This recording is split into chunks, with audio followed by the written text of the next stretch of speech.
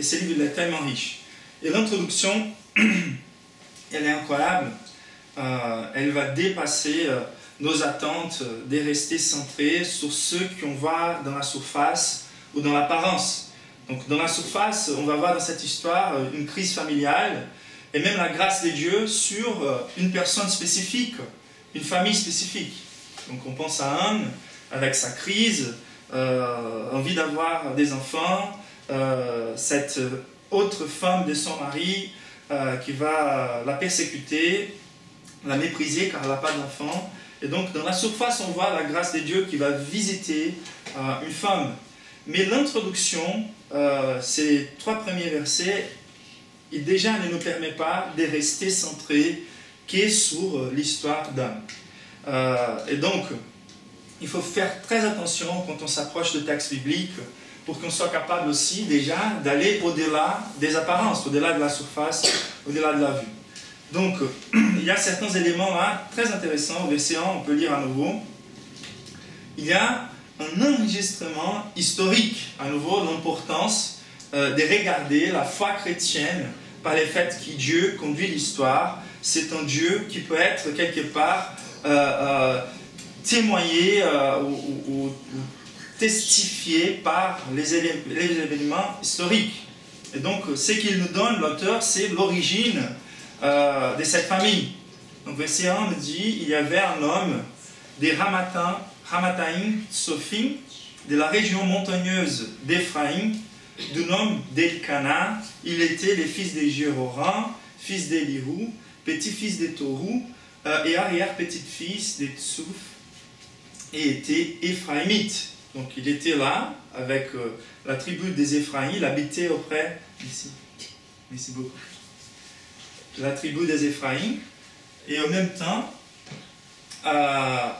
il était descendant des Lévis, ça veut dire de la tribu des Lévis. Donc il pourrait, sa descendance, elle était consacrée au service de l'Éternel, et les tribus de Lévi, elles n'avaient pas, c'était la seule tribu qui n'avait pas un territoire. C'est-à-dire, c'était à eux de nous communiquer, nous sommes des citoyens célestes. Donc il était là, plutôt éparpillé entre toutes les tribus d'Israël pour pouvoir servir au temple de plusieurs manières. Et donc, cet homme-là, il était de la tribu de Lévi. Donc, ce qui l'auteur veut nous communiquer déjà, c'est que Dieu est en train de bouger l'histoire. Dieu est en train d'apporter cette famille d'un côté au temple, là où ils peuvent servir au futur. Okay?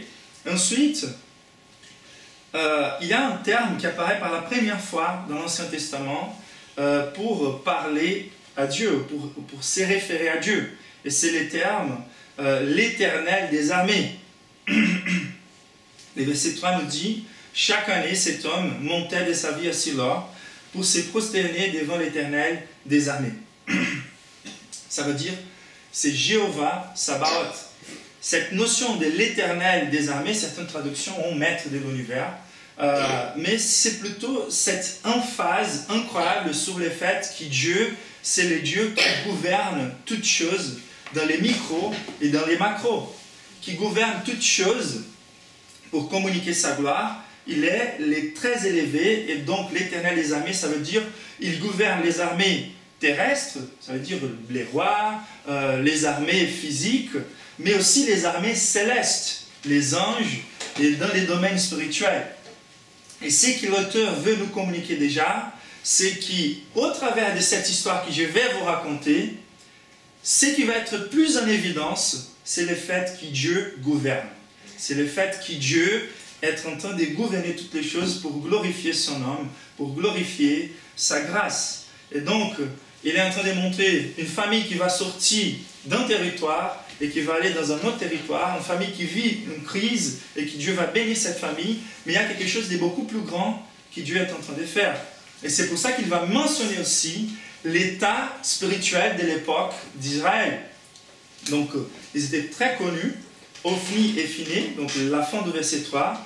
Là, se trouvait, où à Silo, à Canaan, là se trouvait Élie, les deux fils d'Élie, Ophni et Phiné.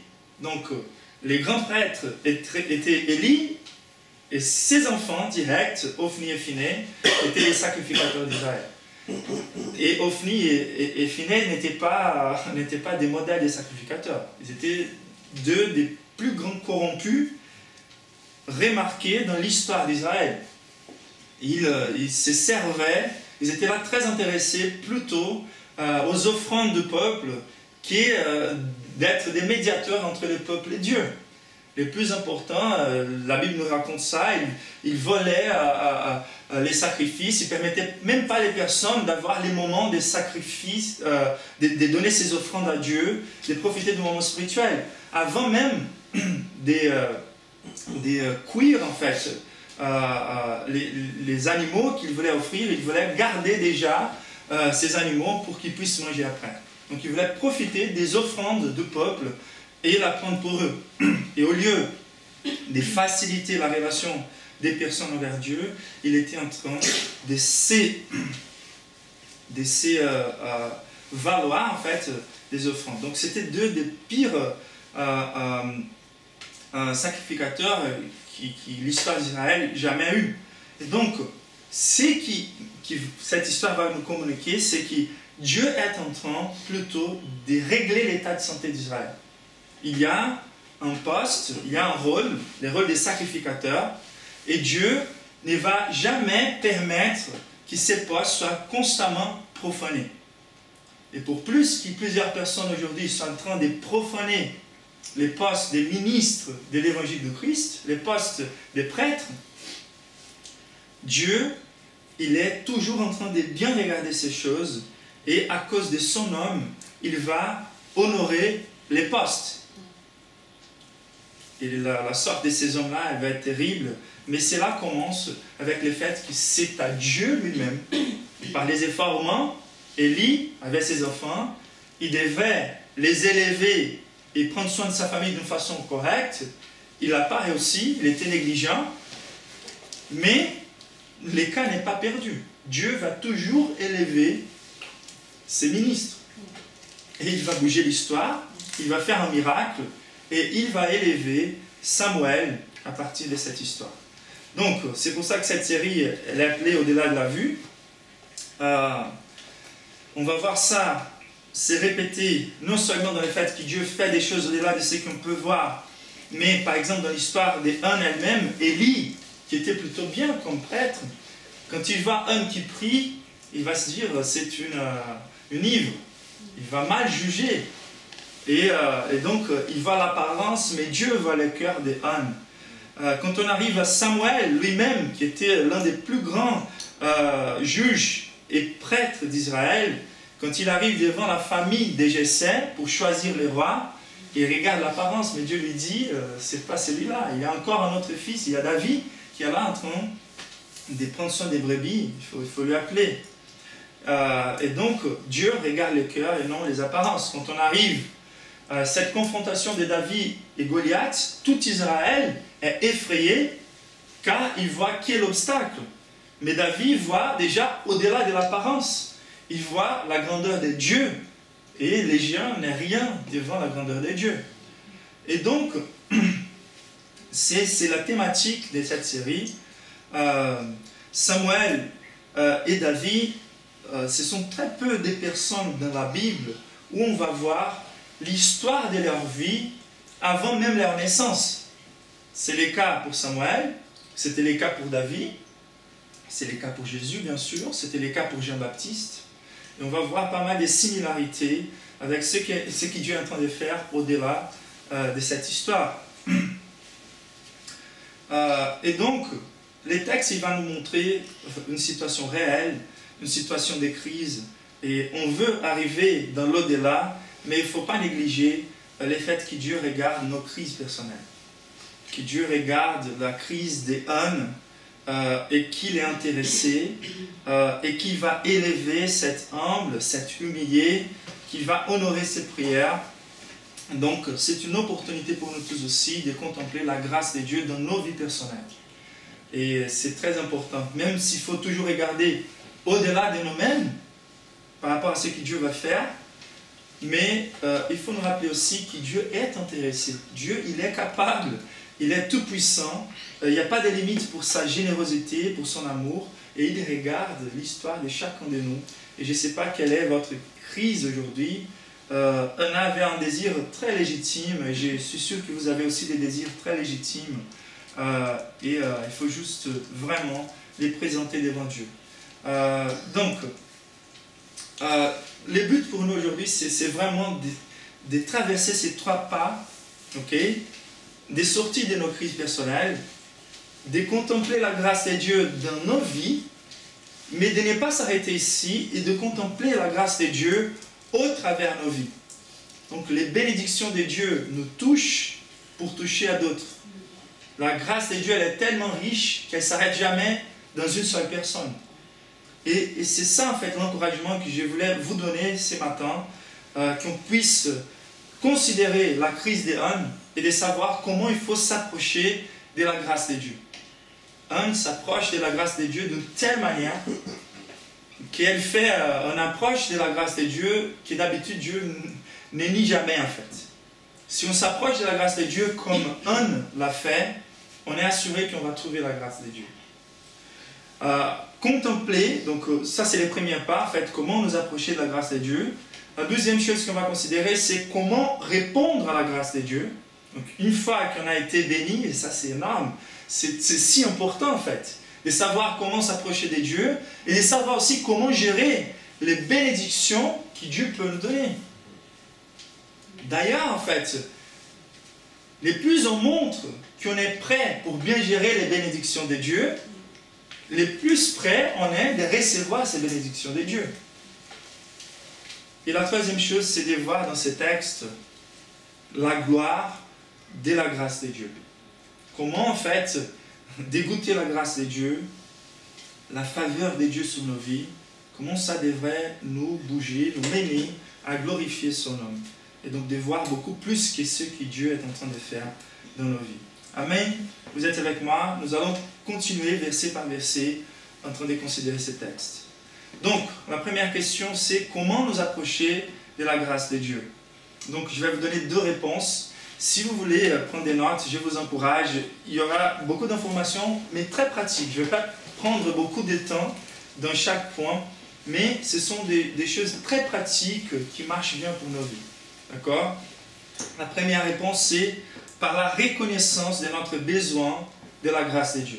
Ça veut dire, la première chose qui nous prépare pour recevoir la faveur de Dieu, c'est pas, que ça soit clair depuis le début, c'est pas méritoire. Dieu n'est jamais obligé, il n'est jamais forcé à nous donner des bénédictions. En fait, c'est pour ça qu'on parle de la grâce de Dieu. D'ailleurs, un signifie littéralement grâce.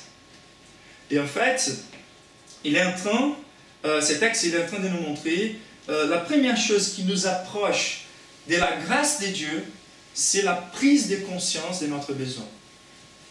Tant qu'on soit dans une souffrance qui n'est pas si forte, on ne va jamais chercher Dieu de la manière qu'il faut, avec l'intensité qu'il faut, avec la reconnaissance qu'il est le seul capable de nous secourir. Et en fait, des fois, même les situations difficiles que nous sommes en train de traverser, c'est déjà la grâce de Dieu qui est en train de nous préparer pour qu'on cherche à Dieu de la manière dont il faut. Et des fois, Dieu nous donne des petites souffrances, des petites difficultés, et cela n'est pas suffisant pour qu'on pense qu'on est complètement capable de nous en sortir de cette situation. Et on ne va jamais chercher à Dieu comme il faut. On va chercher à Dieu juste dans la surface. Ce n'était pas le cas pour Anne. Donc les versets 2 et 3 nous montrent cette histoire. Il y avait 2 femmes, cet homme, et Elkana, il y avait 2 femmes. Donc on s'arrête là déjà pour se dire, quand la Bible va enregistrer les événements historiques, ça ne veut pas dire forcément qu'elle est en train d'approuver les événements qu'elle enregistre. Elle veut plutôt montrer par ces histoires comment de ne pas suivre la volonté claire et expresse de Dieu peut apporter des mauvaises conséquences. Donc on voit que la crise de cette famille elle pourrait être réglée, équilibrée, si, même si elle n'avait pas des enfants, son mari avec elle. Car c'est clair que la souffrance d'Anne, elle est beaucoup plus approfondie par la présence de cette autre femme. Et si les noms des Anne s'appellent Grâce, les noms des Pénina s'appellent Corelle. Corelle, comme de la mer, c'est ça? Corelle. On dit quelque chose pointu, quelque chose qui est constamment en train de nous faire mal, de nous blesser, des épines. Et en fait, quand la Bible nous montre ces histoires-là, elle est en train de nous montrer les pourquoi qu'il ne faut pas fuir des paramètres de Dieu pour les mariages, pour la famille, pour la relation. Et les mariages conçus par Dieu, promus par les Écritures, est toujours les mariages monogamiques. Mais cet homme, il avait 2 femmes. Et donc, la crise, elle commence par là. Probablement, ces couples, il a suivi les mêmes pas d'Abraham et Sarah. Donc, Sarah n'avait pas des enfants, et c'était Sarah elle-même qui a encouragé son mari de se marier avec une autre. Donc on n'arrive pas par nos efforts de régler la situation, et comme on n'arrive pas par nos efforts de régler la situation, au lieu de courir directement au trône de la grâce de Dieu, intensivement, le premier pas des êtres humains, c'est toujours de penser qu'on est capable de régler la problématique toute seule. Et donc probablement, ils ont décidé de prendre une autre femme juste pour avoir des enfants, au lieu de courir vers Dieu lui-même. Et donc, son épouse bien-aimée, c'était clair, c'était Anne, et cette autre épouse était plutôt les moyens d'avoir les succès dans cette vie. Donc, il faut faire attention à nos manières d'essayer de régler nos problématiques. La présence de l'orgueil, elle reste là quand on essaye et on est en train de régler nos problèmes que par nos forces. Mais des fois, Dieu nous apporte des problèmes qu'on n'arrive pas à régler pour qu'on reconnaisse complètement notre dépendance exclusive de sa grâce. Et voilà quels étaient les problèmes des Anne. Les versets 4 à 8 nous montrent clairement. Quand Elkana, son mari, offrait son sacrifice, il donnait des portions à sa femme Pénina et à tous les fils et à toutes les filles qui avaient d'elle. Ça veut dire, toute la famille, il faut qu'elle sacrifie. Okay? C'était un homme pieux, il venait au temple pour sacrifier et il faisait ce qui était attendu pour toute sa famille. Mais à Anne, et c'est par là qu'il va plutôt vouloir afficher son amour, sa douceur, à Anne, il donnait une double portion. Car il l'aimait, même si l'Éternel l'avait rendu stérile. Ça veut dire, c'est clair dans cette culture, assez différente d'aujourd'hui, dans cette culture, la plus grande joie qu'une femme pourrait apporter à son mari, et jusqu'aujourd'hui, je dirais, et la plus grande réalisation qu'une femme peut avoir, ça pourrait être d'apporter des enfants, mais surtout dans cette culture, où les personnes, et là c'est plutôt quelque chose peut-être idolâtrique, mais les personnes étaient mesurées, les femmes étaient mesurées par la quantité de fils qu'ils pouvaient avoir. Et là en fait c'était une crise vraiment légitime, mais qui apportait beaucoup de détresse et qui était ajoutée en fait les poids de détresse par cette persécution. Le verset 7 il continue, le verset 6, sa rivale la provoquait, c'est très intéressant, c'est qu'on pense qu'il peut devenir une famille, des sorties de cadre biblique pour la famille, devient plutôt de la rivalité dans les foyers. Donc sa rivale la provoquait pour la pousser à s'irriter de ce que l'Éternel avait rendu stérile. C'est très intéressant. Donc grâce, elle était gracieuse. Et ce n'était pas d'elle-même de devenir amère contre Dieu à cause de sa problématique. Mais sa rivale la poussait à s'irriter contre l'Éternel. Ça, c'est très intéressant. Grâce n'utilisait pas sa détresse comme justificatif pour devenir amère. pour devenir une personne difficile dans sa relation. Grâce, elle comprenait que toutes les faveurs de Dieu viennent de la grâce de Dieu. La faveur imméritée de Dieu. Et des fois, il nous faut vraiment rentrer dans une situation de stérilité, d'une difficulté qu'on ne peut jamais régler pour arriver à cette conclusion. Dieu n'est jamais obligé à me donner quoi que ce soit. Je dois rester dans cette reconnaissance. Et ça, c'est la réaction énorme des ânes.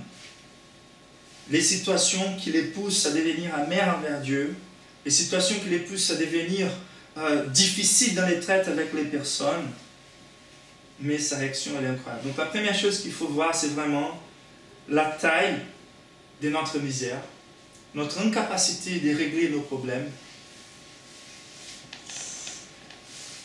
Et des fois, les situations qu'on vit dans la vie physique, les crises, les problèmes qu'on a, sont là plutôt pour nous enseigner une leçon spirituelle sur notre misère spirituelle.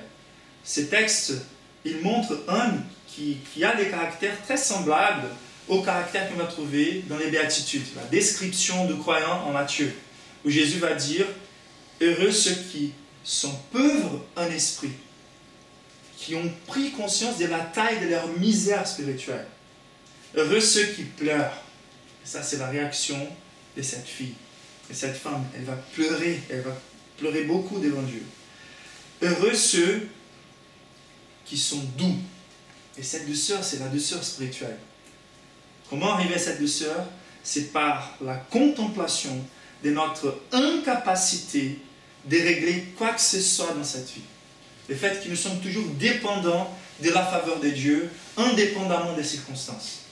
Les circonstances qu'on vit aujourd'hui, si nous ne sommes pas stériles, si nous ne sommes pas dans ces niveaux de misère, même là, c'est la grâce de Dieu qui soutient les bonnes circonstances de nos vies. Et voilà, c'est cette prise de conscience que nous sommes complètement incapables de changer la situation. Si elle réagissait à Pénina, avec de l'amertume, avec de la dispute, cela n'allait rien changer sa condition. Elle est plutôt intéressée que sa condition soit changée par Dieu que de vouloir de se défendre pour une chose qu'elle ne peut pas se défendre. Elle ne peut rien changer, ça ne sert à rien de se disputer. Elle reste douce, elle reste gracieuse, même si dans une grande détresse. Quelle leçon pour nous? La taille de notre misère, elle est déterminante pour qu'on cherche à Dieu de la façon dont il faut. Donc, la première chose, comment nous approcher de la grâce de Dieu? Il faut nous approcher de la grâce de Dieu avec cette conscience que nous ne pouvons rien faire pour sortir de notre condition et que notre misère, elle est élevée, elle est grande, elle est énorme. Et voilà que ça, c'est aussi déjà la grâce de Dieu. Les situations difficiles, les situations impossibles, c'est plutôt pour nous pousser vers Dieu, le seul capable de changer l'impossible. Et la deuxième chose qu'elle a fait, c'était de chercher à Dieu par une prière entièrement, complètement engagée. Donc, on peut dire cette relation des causes et effets entre ces deux points. Donc, c'est la taille de la misère dont je suis qui va me pousser à chercher à Dieu avec ces niveaux d'intensité. Et donc, on sait bien, la Bible nous dit, personne n'a jamais cherché à Dieu de tout son cœur et n'a pas trouvé la faveur de Dieu, la réponse de Dieu, les secours de Dieu. Mais en même temps, on pourrait dire, personne n'a jamais cherché à Dieu de tout son cœur sans avoir vu la taille de son besoin. Ceux qui essayent de s'approcher de Dieu à mi-terme, d'une façon superficielle, ce sont ceux qui n'ont jamais été désespérés. Ils ne se sont jamais vus dans la taille de leur misère devant Dieu. La condamnation qui pèse sur eux, qui n'ont jamais dépassé l'apparence de leurs circonstances de vie. Donc pour nous approcher de Dieu de la manière qu'il faut, il faut reconnaître les besoins, mais une fois qu'on a reconnu les besoins, il faut suivre ces modèles de prière. Et les modèles de prière des uns, c'est les types de prières que Dieu répond. c'est une prière énorme, authentique, et c'est un modèle de prière pour nous. Comment nous approcher de la grâce de Dieu? C'est par cette prière. On va voir quelques caractéristiques de la prière des ânes qui sont énormes. Déjà, la première chose, première caractéristique de cette prière, c'est une prière implorante et persévérante. Très intéressant. Verset 9, il nous dit, Annas s'éleva après que l'on eut mangé et bu à Silo. Les prêtres Élie étaient assis sur son siège, près de la porte du temple de l'Éternel. L'amertume était dans l'âme. Elle pria l'Éternel et pleura abondamment. Donc, persécution, la balance n'était pas assez équilibrée, même si son mari lui aimait et lui disait « Je ne veux pour toi plus que 10 fils ». Et sa réponse était non. C'est-à-dire, il y a quelque chose que je désire énormément et c'est légitime. Et il y a la persécution en plus. Je ne peux pas tenir. Peut-être c'était qu'il y ait le deux, peut-être. Mais dans ces circonstances, ce n'est pas possible. Et donc, au lieu de se disputer avec les siens, elle va courir vers les temples. Elle va courir vers Dieu. C'est une prière centrée sur Dieu. Et même si les prêtres vont penser qu'elle est ivre, elle n'est pas allée chercher dans les drogues, elle n'est pas allée chercher dans l'alcool la consolation pour son âme. Elle avait encore de la foi, elle avait encore de l'espoir. Elle est partie vers Dieu lui-même, vers les trônes de la grâce de Dieu. Et c'est une leçon pour nous en fait, où nous partons quand les choses deviennent difficiles. Et je vais vous dire, si les choses sont juste un petit peu difficiles, on va essayer la TV, l'alcool, d'occuper notre temps avec de l'entretenement, mais quand les choses deviennent vraiment difficiles, c'est là où on va courir vers Dieu. Et ce sont des choses qui devraient nous enseigner, pour que là où les plus petits problèmes apparaissent, les premiers endroits où il faut aller, c'est la présence de Dieu. Elle est chercher l'endroit où c'était plus représentative, plus adéquate à prier. Et c'est une leçon pour nous aussi. Allez, c'est pour ça aussi qu'il faut prier pour que Dieu nous donne au futur une église physique, pour qu'on ait un lieu où on puisse aller n'importe quel moment prier, dans des environnements plus agréables et symboliques aussi, même si on sait que Dieu nous écoute là où nous sommes. Mais là, elle est partie vers les temples. Elle ne pouvait pas rester là entre les siens. Il y avait une grande amertume, elle a couru vers Dieu. Et sa prière était une prière implorante et persévérante. Alors, elle pleurait, verset 7, et ne mangeait pas. Ça veut dire, elle a fait un jeûne. Ça veut dire, son corps, donc le jeûne, il n'est jamais automatique. Écoutez ça, il n'y a aucune chose dans la foi chrétienne qui soit automatique. Ce n'est pas par les œuvres qu'on va conquérir la faveur de Dieu. Les jeûnes ici, c'est une extension physique de sa misère spirituelle. Elle n'arrive plus à manger. Et tant que son problème ne soit pas réglé, elle ne va pas arriver à manger. Elle va courir. Et en même temps, il ne suffit pas qu'elle est jeûne de s'arrêter de manger sans courir vers la présence de Dieu. Donc le jeûne biblique, c'est abstinence avec prière, de déverser. Donc sa crise, sa misère, elle était d'un tel niveau que son corps suivait sa crise spirituelle. Et donc elle est allée vers Dieu, vers les temples, prier. Et c'était une prière persévérante, implorante et persévérante. Donc dans la position de son humiliation, par les jeûnes en affichant sa complète humiliation, en disant à Dieu, Dieu, je dépends complètement de ta grâce. Je n'ai aucun mérite, mais je suis dans la détresse et j'ai besoin que ta faveur se déverse sur moi. Et le verset 12 nous dit, comme elle restait longtemps en prière devant l'Éternel, Élie observa sa bouche. Peut-être, c'était rare dans cette époque-là, au moins dans les temples d'Élie où les sacrificateurs, ses enfants, n'étaient pas des modèles. Peut-être l'affroidissement spirituel de cette église était tellement grand qu'Élie ne voyait jamais une personne prier si longtemps. Mais Anna, elle priait, elle priait, elle priait. Donc il faut que nous fassions la même chose. Que nous déversons nos cœurs devant la présence de Dieu par une prière implorante, par les jeûnes, en reconnaissant notre dépendance de l'Éternel. Il faut le faire. Si nous voulons voir l'impossible changer, c'est les types de prières que Dieu répond. Donc une prière implorante et persévérante.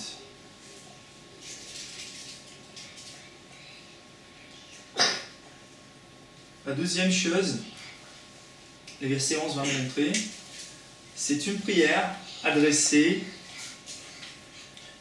à l'Éternel des armées. Qu'est-ce que je veux dire par là? Ça fait toute la différence quand on va prier, la prise de conscience sur celui à qui nous nous adressons. Quel est votre concept de Dieu? Quel est votre concept de Dieu? En fait, quand elle dit l'Éternel des armées, il y avait déjà Jéhovah Sabaoth, Yahvé Sabaoth, c'est-à-dire il y a déjà ces concepts de Dieu qui a établi une alliance avec les pécheurs pour rendre la grâce. C'est le Dieu tout-puissant qui va utiliser sa toute-puissance en faveur de son peuple. Donc déjà il y a cet élément de nous approcher de Dieu en sachant c'est un Dieu qui élève les humiliés. C'est un Dieu qui veut rendre sa faveur aux humiliés. La richesse de sa grâce est à la disposition de ceux qui les cherchent.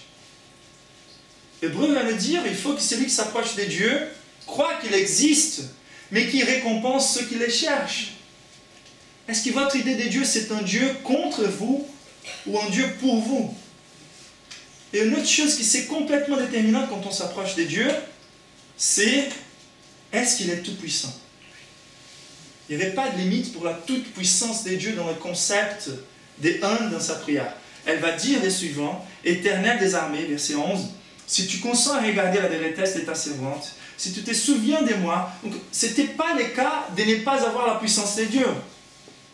C'était plutôt le cas que la grâce de Dieu touche ma vie. Comment te chercher d'une telle manière que ta grâce touche ma vie pour changer ce qu'on croit être impossible, pour que mes enfants qui sont perdus trouvent la foi, pour que mes parents qui sont perdus trouvent la foi, pour que celle qui est stérile puisse donner la vie, pour que cette porte qui est fermée s'ouvre. Qu'est-ce qu'il faut faire? Pourquoi ta grâce? Je sais que ce n'est pas le fait que tu n'es pas puissant. Tu es l'Éternel des armées. Et c'est non plus le fait que tu n'es pas intéressé avec ma joie. Car tu es Jéhovah, le Dieu gracieux, qui a établi une alliance avec un peuple pécheur pour donner le maximum que pourrait jamais imaginer. Il nous a donné lui-même dans la personne de son Fils. Quel est votre concept de Dieu? Est-ce que vous priez avec cette notion-là? La majorité de nos sujets de prière seraient réglés si on commençait à prier en appelant Dieu par son nom ou par ses noms pluriels. Et Jéhovah Sabaoth, ou comme Jésus le faisait, Père saint, Père juste. Il est Père, mais il est saint. Il est Père, je ne dirais pas mais il est Père et il est juste. Mais c'est notre Père. La paternité de Dieu, la grâce de Dieu, la toute-puissance de Dieu. Hors des questions de douter les contrôles souverains de Dieu, dans notre perspective, pour les biens et pour les pires. Pourquoi je veux dire ça là? Car les textes, il nous dit, verset 5 et 6, Anne, donc son mari, lui donnait une portion double, car il l'aimait, même si elle était stérile. C'est ça que le texte dit, même si elle était stérile. Même si l'Éternel l'avait rendue stérile. On doit écouter aujourd'hui que le fait que nos prières ne soient pas répondues, c'est à cause de la manque de notre force de foi. Ou soit en péché. Dans cette histoire, la plus pieuse, c'est Anne. C'est grâce. Mais aujourd'hui, il y a cette notion où Dieu n'est pas au contrôle quand les choses difficiles se passent dans nos vies. Oui, il est contre nous. Dans la vie des Anne, c'était ces souffrances-là qui lui ont mené vers un chemin glorieux.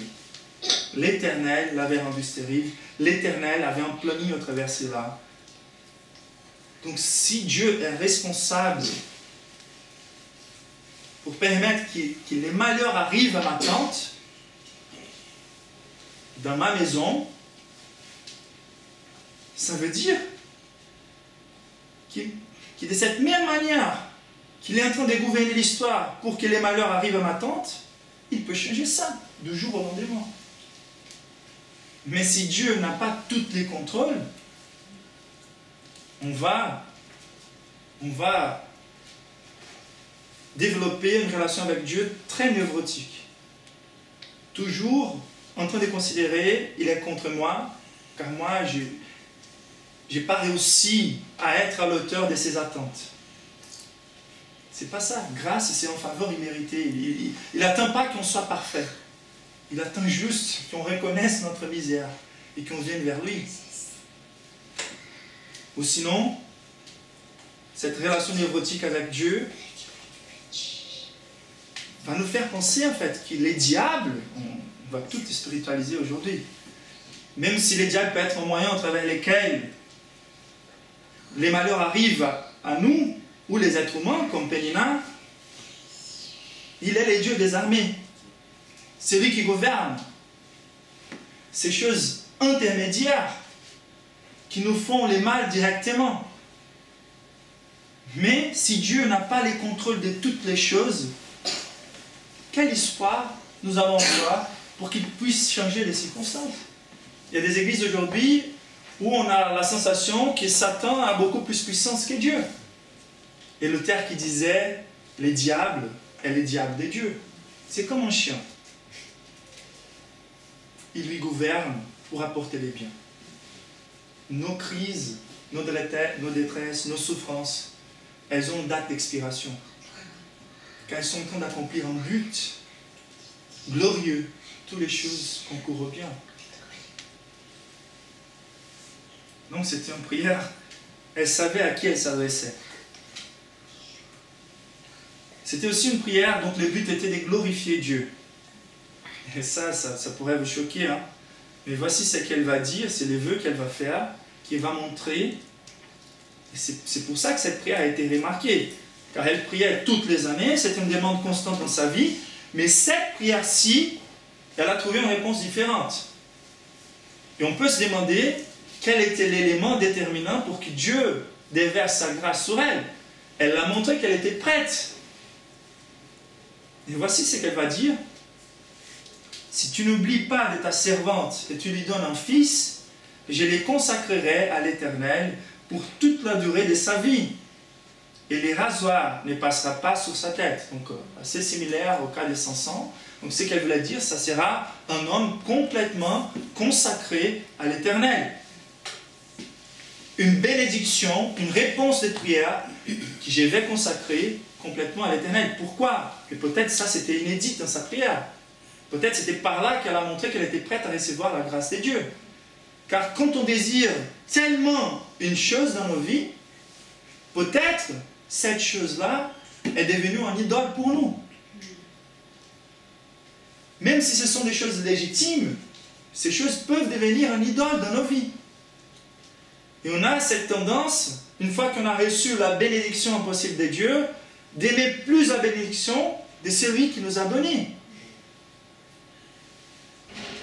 Mais toutes les bénédictions de Dieu doivent être un moyen pour agrandir notre amour vers Dieu. Et surtout, les dangers étaient là, car c'était quelque chose qu'elle désirait beaucoup. Comme Abraham et Isaac. Et donc, avant même de recevoir la bénédiction, Dieu va mettre Abraham au texte après lui donner la bénédiction. Mais cette fille, elle montre que son cœur était prêt pour recevoir cette bénédiction, car elle dit, je les consacrerai à l'Éternel. D'ailleurs, ça c'est une bonne manière de se demander à propos de nos bénédictions. Est-ce qu'on pense qu'on est le but final des bénédictions qu'on désire de Dieu, ou est-ce qu'on veut plutôt devenir une chaîne des grâces de Dieu? Ça veut dire cette bénédiction que Dieu va me donner va devenir aussi un moyen de grâce vers ceux qui vont témoigner. Comment gérer les bénédictions que Dieu nous donne? Donc si Dieu est la source, il est aussi le but. Et si déjà cette prière vous défie, vous challenge, c'est déjà une évidence qu'il y a l'idolâtrie encore dans notre cœur. Ça veut dire, il y a des personnes qui sont choquées, elles désirent tellement un fils, et les jours où le fils va naître, elle va envoyer ses fils pour se consacrer à l'Éternel complètement. Les risques d'être séparés de cet enfant, les risques de vivre éloignés de cet enfant. D'ailleurs, même si aujourd'hui on passe beaucoup plus de temps dans notre structure sociale avec la famille, même si on va devenir pasteur un jour, mais on va passer par cette séparation aussi. Et là, en fait, il faut considérer quel est le plus grand désir qu'une mère peut avoir envers un enfant. Vous voyez la différence? Si je vois cette séparation comme la pire chose qui peut se passer dans la vie de cette femme, on n'a pas compris le cœur d'une mère. Car le plus grand désir d'une mère, c'est de voir Dieu intime de son enfant et Dieu agissant au travers son enfant. Elle ne pourrait pas désirer une chose meilleure que cela pour cet enfant.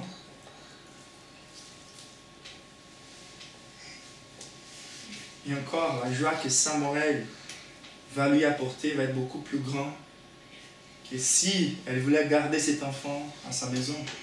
Samuel va devenir l'un des plus grands juges d'Israël. C'est lui qui va faire la transition. C'est un changement avec la corruption spirituelle d'Israël. Et à partir de lui, Dieu va revenir avec sa grâce envers le peuple. Son nom, il est énorme dans l'histoire d'Israël. Et voilà, en fait, la joie que Dieu va apporter à cette mère. Même si le temps qu'elle va avoir avec lui sera court. Ça me fait penser à Jean-Baptiste, par exemple. La vie a été coupée très vite. Il était en train de préparer la venue du roi, Jésus. Et Samuel était en train de préparer la venue de David, le roi. C'est une prière aussi transparente. Je ne vais pas prendre beaucoup de temps là.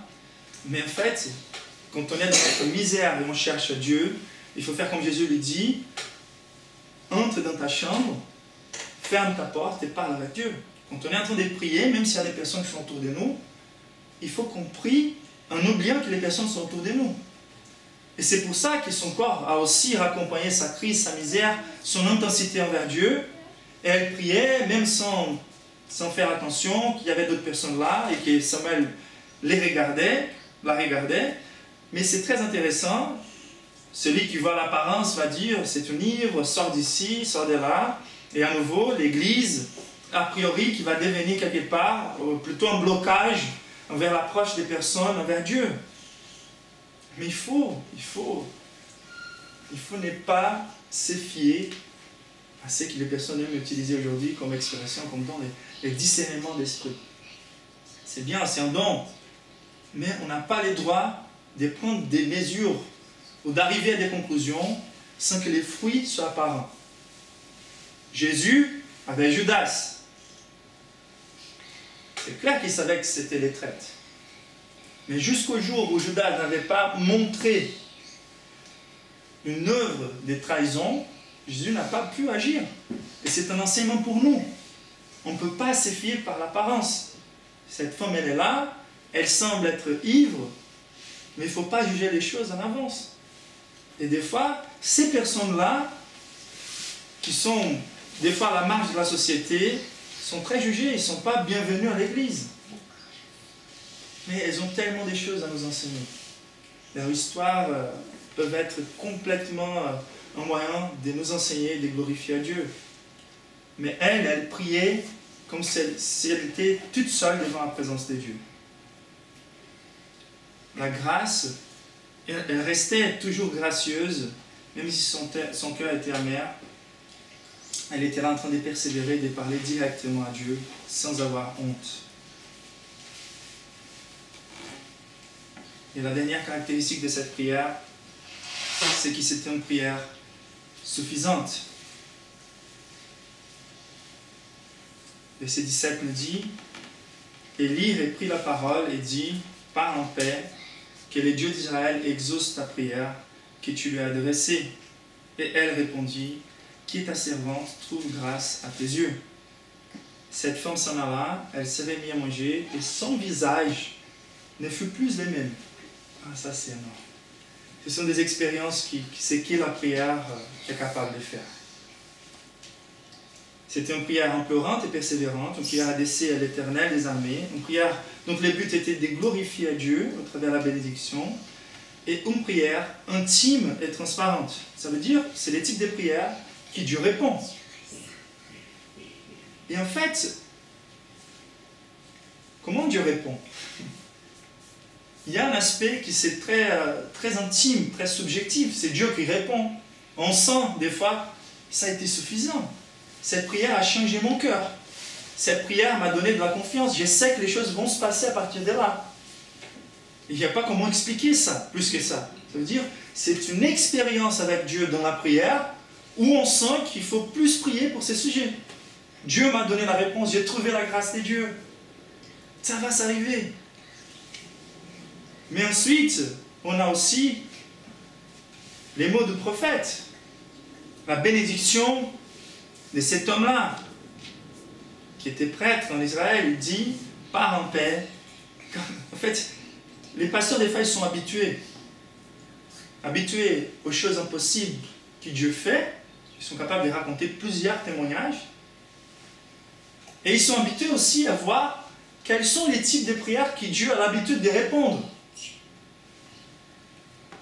L'authenticité, l'intimité. Pas d'avoir honte. On voit vraiment le cœur de qui brûle vers Dieu quand ils sont en train de prier. Et cet homme-là, basé sur ces évidences-là, ou basé sur une confirmation intime, il dit, pars en paix, que le Dieu d'Israël exauce la prière que tu lui as adressée. Elle est partie avec la bénédiction de ses pasteurs, de ses prêtres. Ces prêtres, il avait la conviction des paroles qu'il a dit. Et c'est intéressant, ça nous rappelle aussi la conversion d'Augustin, car sa mère priait constamment pour qu'il soit converti. Et une fois, les prêtres, en la voyant prier, elle est venue vers lui, elle a partagé, c'était vraiment très similaire à Anne. Et sa réponse est une réponse qui est devenue classique, c'est Dieu n'allait jamais permettre qu'un fils de si tant de larmes soit perdu. Et après, Augustin est devenu un héros de la foi de l'histoire de l'Église. Bon, il faut qu'on trouve cette réponse de Dieu en prière. Il ne faut pas s'arrêter jusqu'à qu'on ne soit pas qui c'était suffisant. Nous pourrions prier quantitativement moins pour certaines requêtes si nous prions qualitativement plus pour certains sujets. C'est clair? Si la qualité de ma prière était telle que celle d'Anne, peut-être plusieurs de nos prières seraient déjà répondues. Mais des fois, on reste dans la surface et peut-être on va mener toute une vie en train de prier pour le même sujet. Et nos cœurs n'est pas encore prêt. On n'a pas dépassé cette surface. La dernière question, pas encore la dernière, l'avant-dernière question, c'est comment répondre à la grâce de Dieu. D'accord? Je suis désolé, je vais juste mentionner ces points pour arriver au dernier point, ok? Je vais juste mentionner, on n'a pas le temps de voir tout avec les détails. Mais la première chose qu'elle fait, c'est d'afficher sa foi par les œuvres. Ok, la prière était suffisante, mais maintenant il faut utiliser les moyens ordinaires. Verset 19 nous dit, Ils se levèrent des bons matins, après avoir adoré l'Éternel, ils partirent et retournèrent chez eux à Rama. Elkana eut des relations conjugales avec Anne, sa femme, et l'Éternel se souvient d'elle. Donc même si les chants d'Anne, après que Samuel est né, semblent aux chants des maris, ou la prière, la louange, Anne n'était pas mariée quand même. Donc il fallait avoir des relations pour avoir l'enfant. Et donc elle a pris vraiment la prière, la réponse de la prière, la confirmation de la prière, la suffisance de la prière, mais à partir de là, il faut agir. Et il y a beaucoup de personnes qui sont toujours en train de vivre dans la théorie, qui ne veulent que prier, mais qui ne font rien en fait pour voir l'accomplissement de la promesse de Dieu. Donc il faut agir. Ensuite, c'était une prière reconnaissante. Il faut répondre à la grâce de Dieu par la reconnaissance. De ces vents dit, un des vents enceinte, et elle mit au monde un fils qu'elle appela Samuel. Car, dit-elle, la signification du mot Samuel, j'ai les demandé à l'Éternel. Donc comment vous gérez l'accomplissement des promesses de Dieu sur vos vies? Est-ce que vous êtes constamment en train de reconnaître aux personnes que tous les dons que nous recevons viennent de Dieu? C'est cette reconnaissance qui doit être débordante. Car plusieurs personnes atteignent certains buts dans leur vie, et ça c'est incroyable. Je pense par exemple aux joueurs de foot. On sait bien qu'il y a les dons, la pratique, les efforts, mais il y a les circonstances aussi. Et les circonstances ne sont pas les mêmes. Plusieurs personnes qui seraient beaucoup plus capables que d'autres dans leur métier n'arrivent pas à avoir les bonnes circonstances. Et surtout quand les circonstances sont impossibles, comme celles d'Anne. Mais il y a certaines personnes qui, à partir du moment où elles reçoivent leur bénédiction, elles deviennent toutes orgueilleuses en disant « c'est mes mérites ». Je ne dis pas merci à l'Éternel car c'était mes mérites qui m'ont apporté ces choses-là. Et c'est abominable ça. Et voici qu'elle va dire, va même mettre les noms. Tous les jours où les personnes appelleront cet homme, ils vont se rappeler qu'Anne avait demandé à l'Éternel, il avait le fruit de cette prière. Donc Samuel était exaucé. Mais Samuel en était exaucé, c'était plutôt la prière d'Anne qui était exaucée. Et la réponse aussi à cette bénédiction était la fidélité obéissante. Donc il fallait accomplir son vœu.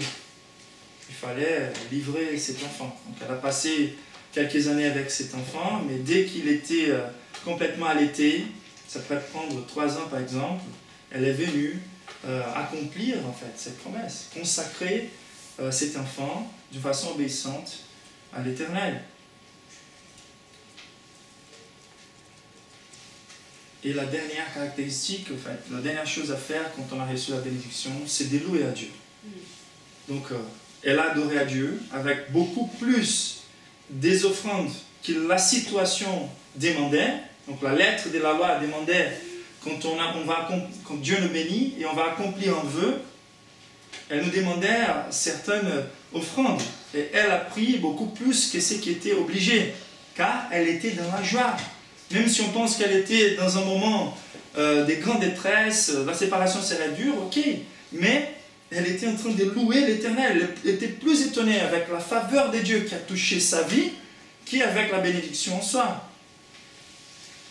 Et donc elle est venue rendre, et elle adore l'Éternel par ses offrandes, elle adore l'Éternel par un témoignage, elle va dire, avec un type de serment qu'elle va dire à Élie, verset 26, elle dit, « Mon Seigneur, pardon, aussi vrai que ton âme vit, mon Seigneur, c'est moi qui m'étais né ici, près de toi, pour prier l'Éternel. C'était pour cet enfant que je priais, et l'Éternel a exaucé la prière que je lui adressais. » On loue à l'Éternel, et on raconte les témoignages pour rendre la gloire à l'Éternel aux personnes qui ont participé de notre souffrance. Et la consécration, donc il faut consacrer les bénédictions à l'Éternel, et c'est ça qu'elle va faire au verset 28. Il sera toute sa vie prêté à l'Éternel, et il se prosternera devant l'Éternel.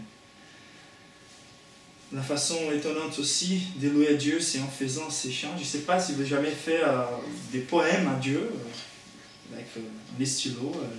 Ça peut être très bénissant aussi, mais c'est ça qu'elle a fait. Mais elle était très honorée. Elle était très honorée car elle a pu voir son enfant chaque année. Après, Dieu lui a béni. Elle a eu 5 enfants. Après, 5 d'autres enfants. Mais ses prémices, c'était pour l'Éternel. Ses fils des miracles, c'était pour l'Éternel. Elle a consacré cet homme à l'Éternel. Et la dernière question, c'est comment contempler la gloire et la grâce de Dieu au-delà de la vue. Et là, en fait, c'est étonnant. Cette histoire se passe 1500 ans avant la venue de Christ. C'est étonnant. En fait, toute cette histoire-là a un lien beaucoup plus élevé que la bénédiction de Dieu sur cette famille. Dieu est en train de nous préparer pour la venue de Christ. Avec cette histoire, au-delà de ce qu'on voit. Donc déjà, Samuel était l'un des plus grands juges en Israël et il a fait la transition entre les juges, la période des juges et la période des rois. D'accord? Et il y a tellement de similarités ici avec les prépas et la venue de Christ. Donc, Dieu, il était là plutôt en train d'honorer les ministères des prêtres qui est vraiment qui est en train d'honorer Anne et sa famille. Il est en train d'apporter un prêtre qui puisse nettoyer, qui puisse préparer les chemins pour la venue du roi. Vous vous rappelez des Jean-Baptiste? C'est très similaire, la relation des Jean-Baptiste avec Samuel. Il va venir pour aplanisser les sentiers. C'est lui qui va faire une espèce de réforme à l'intérieur du ministère des prêtres, des sacrificateurs. C'est lui que Dieu va utiliser aussi pour communiquer la prophétie contre les enfants d'Élie, son père adoptif quelque part. C'était difficile pour lui. Et donc il va opérer ces nettoyages à l'église, dans les temples, pour montrer la vraie foi, la vraie religion, et pour préparer l'environnement pour l'arrivée de David. C'est comme Jean-Baptiste et Jésus. Aussi, Sarah et Anne ont beaucoup de similarités. Les deux étaient stériles. Et ça, c'est vraiment très fort. On ne va jamais comprendre l'amour de Dieu le Père pour Dieu le Fils. D'accord? C'est un amour qui dépasse la compréhension même. Mais comment Dieu nous communique ça dans l'histoire? Pourquoi ces histoires se répètent? Pour qu'on ait l'idée de combien Dieu aime son Fils. Une femme stérile qui n'a pas des enfants et qui désire tellement avoir des enfants, le jour où elle a cet enfant, cet attachement est un attachement beaucoup au-dessus de la moyenne. Ce n'est pas la sensation que c'est un amour naturel, c'est un amour spirituel, c'est un amour miraculeux. Et c'est comme ça que Dieu veut communiquer plutôt cet attachement de Dieu le Père à Dieu le Fils. Mais grâce, restez avec moi pour comprendre l'Évangile, grâce, elle typifie quelque part la grâce de Dieu qui donne son enfant unique pour devenir un médiateur entre Dieu et les hommes. Grâce, c'est la richesse de la grâce de Dieu qui mène Dieu à se séparer de son Fils unique pour lui envoyer tant qu'un missionnaire, pour être un médiateur entre Dieu et les hommes. Les rôles des sacrificateurs, il y a 3 rôles que Jésus avait venu accomplir. Les rôles des prophètes, celui qui prêche la parole de Dieu, celui qui sert comme intermédiateur entre Dieu et les hommes, pour apporter la parole de Dieu aux hommes. Les rôles de sacrificateur, qui était quoi en fait? De faire des requêtes à faveur du peuple devant Dieu. Donc il apportait la prière, les offrandes, la purification, la sanctification. Et les rôles du roi, qui apportait la direction du peuple, qui gouvernait les peuples de Dieu selon la volonté de Dieu. Et en fait, c'était la grâce de Dieu qui nous apportait Jésus. Et ça, c'était vu déjà par Anne dans son chant. Elle va mentionner aussi les rois. Elle va mentionner les rois. Ça veut dire, Israël n'avait pas encore des rois, mais elle savait déjà que le Messie était en train d'être préparé au travers aussi la venue de David. Bon, la grâce que Dieu, la grâce qui nous bénit, elle est tellement gracieuse qu'elle ne nous bénit pas qu'à nous, mais elle nous dépasse en nous bénissant pour bénir les autres. Et cette chaîne progressive de la grâce de Dieu a culminé dans le Christ, qui est venu régler notre stérilité spirituelle. On était morts pour Dieu. Et c'est le Christ qui est venu comme le suprême médiateur. Et donc la gloire de la grâce de Dieu, c'est voir dans la misère dont il nous a sortis. On voit la misère dont il nous a sortis. Et on considère aussi la générosité de ceux qu'il nous a donné. Il nous a donné son Fils unique. Il nous a sortis de la pire des misères, beaucoup plus pire que de ne pas avoir des enfants. Je vous encourage à reconnaître vos besoins, à courir par la prière vers les trônes de la grâce de Dieu, de recevoir et de partager les bénédictions en glorifiant Dieu. Et la principale chose qu'on pourrait demander à Dieu, c'est pas de satisfaire nos demandes légitimes ou même, mais de trouver ce qui est le plus grand cadeau qu'il peut nous donner, les plus grands des miracles, qui c'est le salut trouvé en Christ. Amen. Prions ensemble.